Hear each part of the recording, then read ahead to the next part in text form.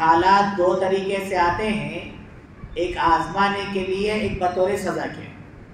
हम चेक करें कि इस वक्त के हालात हमारे अल्लाह रब्बुल इज़्ज़त की तरफ से आजमाइश के तौर पर हैं या हमारे लिए हमारी कोई कोताहियाँ और कमियों की वजह से सज़ा के तौर पर है।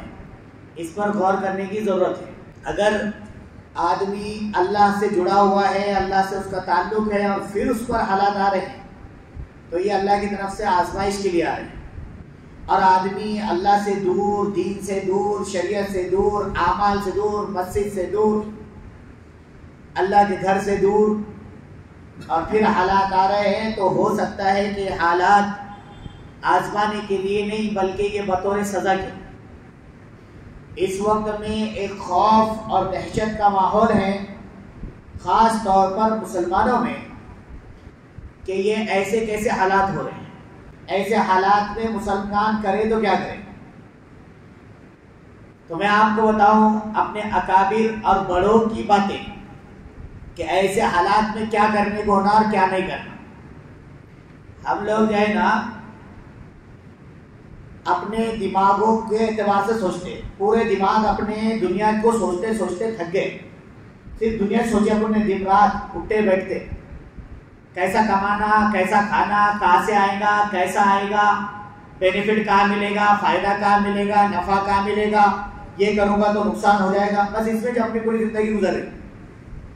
और ऐसे लोग राय दे रहे हैं जिन्होंने दीन के लिए, शरीयत के लिए, इस्लाम के लिए, मुसलमानों के लिए कुछ नहीं करे।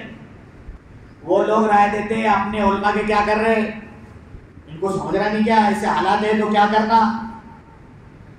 जो बोलते ना उलमा करने का वो अपन करते नहीं। अपने अकाबिर को, अपने उलमा को कोस कर कोई फायदा नहीं है। अपने अकाबिर और अपने उलमा को कोस कर कोई फायदा नहीं है।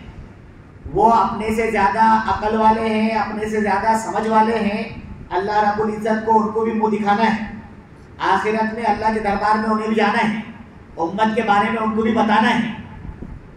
वो कोई फैसला ले, कोई बात करे, कोई बात अगर कोई करे तो बहुत सोच समझ के करते हैं, आगे की दूरअंदेशी से बातें करते हैं।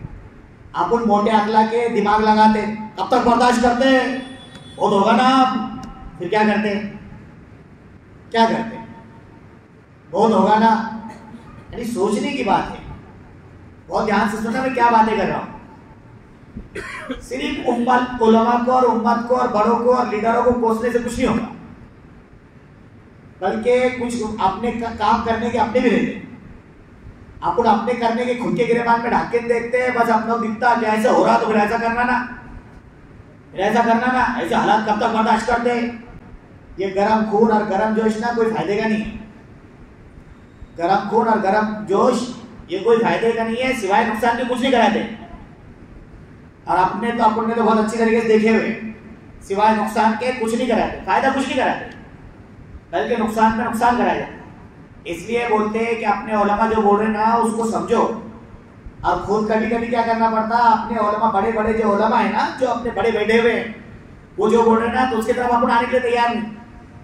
अपन क्या करते हैं, अपने मोटा अकला से देखते, यूट्यूब पे देख लिए, इंस्टाग्राम पे देख लिए, व्हाट्सएप पे देख लिए, बस ऐसा होगा, अब ये करो, कुछ भी करो।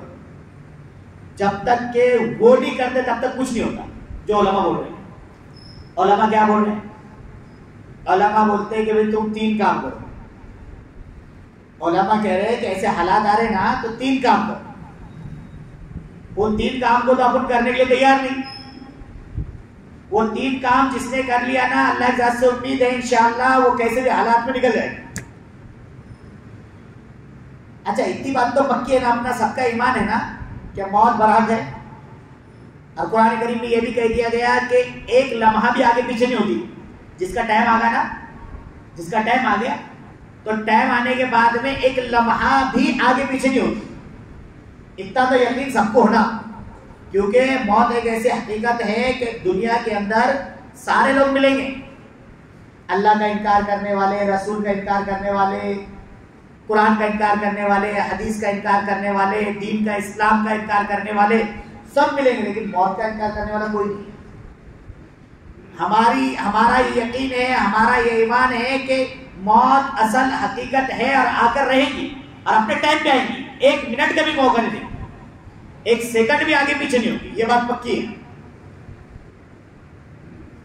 तो वो तो सोची छोड़ी दो कि मरेंगे क्या होगा, वो तो आकर रहेगी। नहीं भी ना, घर के अंदर बैठे भी ना, तब भी आने वाली हो। घर के अंदर अगर कोई पैक करके बैठ गया ना, एक बादशाह ने करा था, नहीं करा था, बोले अब मेरे को मौत से मौत क्या आना, बोले सब कुछ आना। बादशाह कांच का महल बना के बैठ गया अंदर, कोई एंट्री भी नहीं कर सकता था अंदर। मलिकुल मौत कैसा आना देखता है, कोई नहीं आ सकता बगैर इजाजत के बादशाह की। कांच के महल में बैठ गया, लेकिन हुआ क्या, एक बेर वाली है वहां बेर बेचने, बेर ले लो बेर, तो बादशाह के मुंह को पानी, कैसे बेर से। लिखा है किताबों में कि बादशाह ने बेर मंगाया अपने खादिम के हाथ से, बेर खाते खाते एक बेर के अंदर निकली अलई, कीड़ा। अब वो बेर लिया उसने और वो फेंक दिया कोने में। वो अलई की बनी सलई और सलई की बना सांप और सांप ने बन के डस दिया बादशाह को, मर गया। तो मौत कहाँ आई, बेर की गुठली के अंदर आई ना। तो मौत तो कैसी भी आई, कहां से आई, हकीकत में आई। हमारे बड़े जो बोल रहे ना, वो 3 काम वो सब कर लो, बस सारे आसानी हो गए। 3 काम क्या करने हैं? सबसे पहले तो अपने ईमान और यकीन को मजबूत बनाना। सबसे पहला काम अपना ईमान और अपना यकीन मजबूत बनाना। अपना ईमान और अपना यकीन अल्लाह से मजबूत जोड़ना। जो कुछ करेंगे वो अल्लाह करेंगे, ये यकीन हो जाए। जो कुछ करेंगे कौन करेंगे, ये सबसे पहला काम है। जो कुछ होगा वो अल्लाह करने से होगा, किसी करने से कुछ भी नहीं होगा। कोई कितना भी कुछ भी कर ले, वही होगा जो अल्लाह चाहेगा। ये यकीन हर एक का बन जाए। अपना असल में शक के साथ मामला पूरा, अपना गड़बड़ मामला कैसा है, पूरा शक के साथ है, होता कि नहीं होता, होता कि नहीं होता, जैसा हो जाएगा और क्या होता, अपना ये मामला है। इतने अपन पक्के, इतने पक्के हैं क्या, जो ये बोलते ना कि ऐसा कर लो और वैसा कर लो और आप हो जाओ, और वो ये बोलने वाले जो ना सब बोलते बिल्ली गले में घंटी बांधना, बिल्ली गले में घंटी बांधना, लेकिन बांधेगा कौन? तो जो राय देता था ना वो चूहा बैठ के बहुत परेशान करती, बोले अपने टीम खराब खत्म हो रही, अपने लोग कोई भी कहीं भी क्या कर रही है, बिल्ली कैसी भी आजू उचक ले रही, अपन भी इसका देगा कहीं भी उचक ले रही, तो बोल क्या करो, बोल बिल्ली गले में घंटी बांध दो। कहले अच्छा बिल्ली गले में घंटी बांधने मसला हल हो जाएगा। कहले हाँ, बिल्ली लेटी हुई थी वहां पे बाजू में। कहले करो मीटिंग कितनी कर रहे तो। अब बिल्ली ने म्याऊं करी तो सबसे पहले वो राय देने वाला आगे भाग रहा था, जो बोल रहा था बिल्ली गले में घंटी बांधना, बहुत सताए बोले वो ये हाल है अभी यही हाल है। ईमान के एतबार से इतने कमजोर है कि थोड़ा सा कुछ हुआ ना तो धड़कन बढ़ जा रही है, हार्ट अटैक आ जा रहे। तो ईमान वाला ईमान के एतबार से मजबूत हो जाए। अब ईमान मजबूत कहां से होता, तो वो उसको मालूम करना पड़ेगा।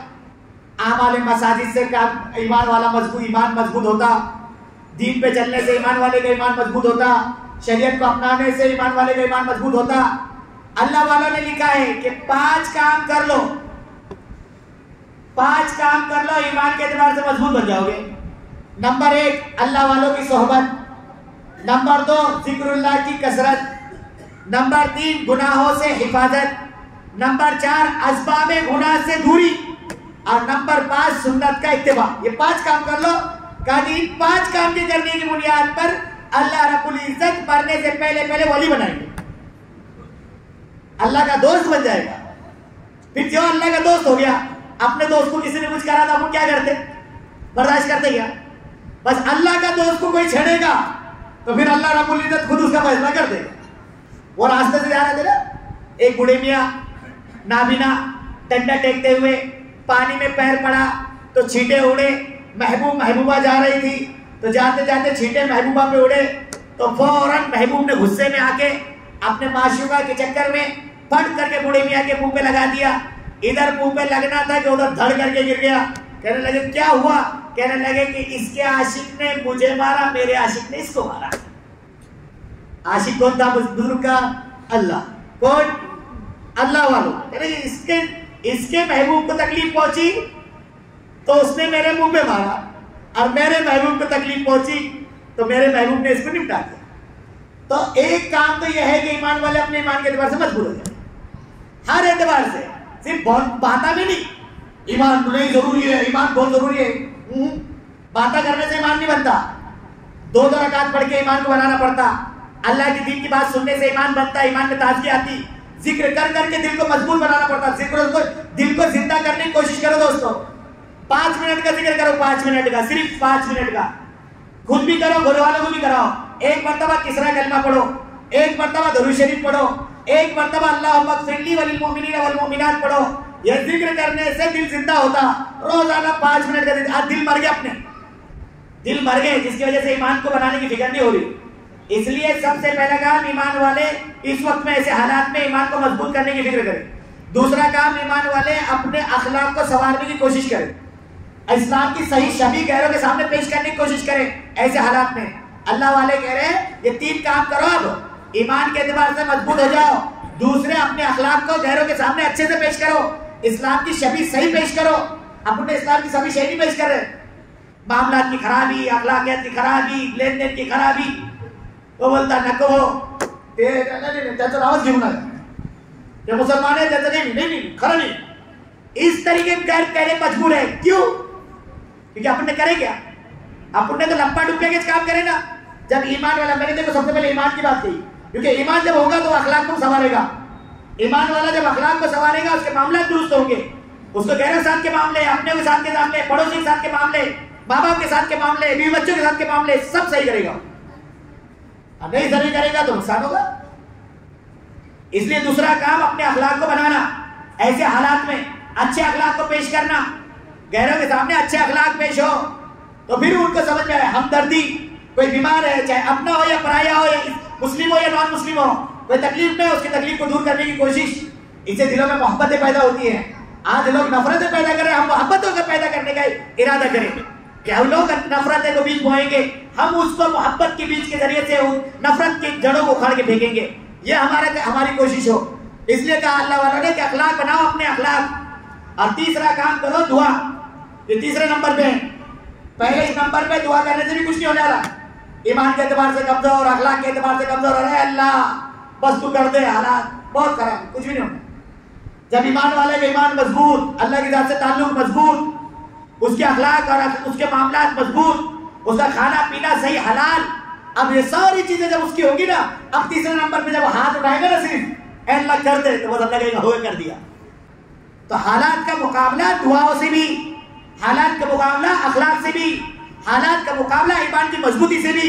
ये तीनों चीजों को जो ईमान वाले कर लेंगे, अल्लाह रब्बुल इज्जत पूरे मुल्क के और पूरी दुनिया के हालात बदल के रख देंगे।